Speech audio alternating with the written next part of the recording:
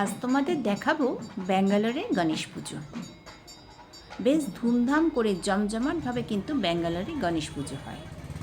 তাই গতকাল সকাল সকাল আমরা ঠাকুর দেখব বলে চলে এসেছিলাম এখানে মহাদেবপুরা, যেখানে আমরা থাকি তার পাশেই একটা বড়সড় গণেশ মন্দির আছে, আর তার পাশেই প্যান্ডেল করে এই পুজোটা হয়।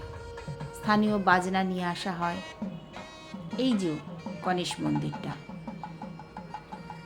আশেপাশে যত লোকজন সকলে এখানে এসে একসঙ্গে সমবেত হয়, আর পাশেই প্যান্ডেল করে এখানে পুজো হয়।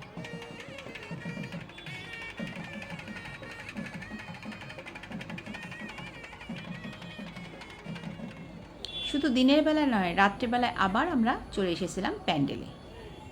আমরা যখন প্যান্ডেলে আসলাম তখন এখানে আরতি হচ্ছিল। এই সময় আরও ভিড় বেড়ে গেছিল, প্রচুর আশেপাশের লোকজন সবাই এখানে একসঙ্গে হয়েছিল। আমরা কিছুক্ষণ দাঁড়িয়ে দাঁড়িয়ে আরতি দেখলাম।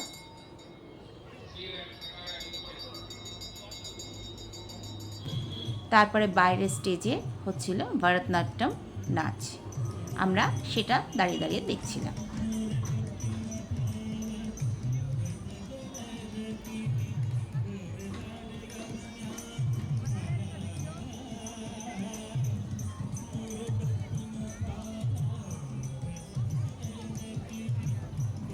কিছুক্ষণ নাচ দেখার পর আমরা আশেপাশে আরও কিছু ঠাকুর দেখার জন্য বেরিয়ে পড়লাম।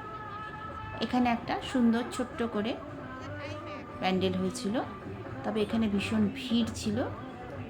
প্যান্ডেলটা ছোট্টর মধ্যে ভীষণ সুন্দর ছিল।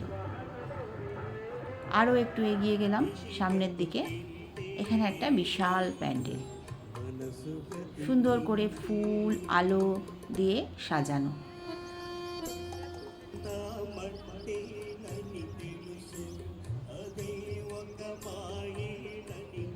অসাধারণ হাতের কাজ, অপূর্ব লাগছিল দেখতে।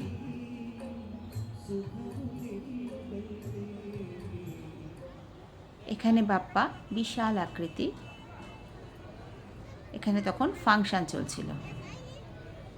আমরা কিছুক্ষণ দাঁড়িয়ে দাঁড়িয়ে ফাংশন দেখলাম, যদিও এখানে ভীষণ ভিড় ছিল।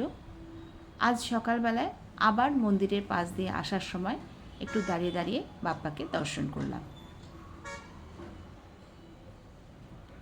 গণপতি বাপ্পা মোরিয়া।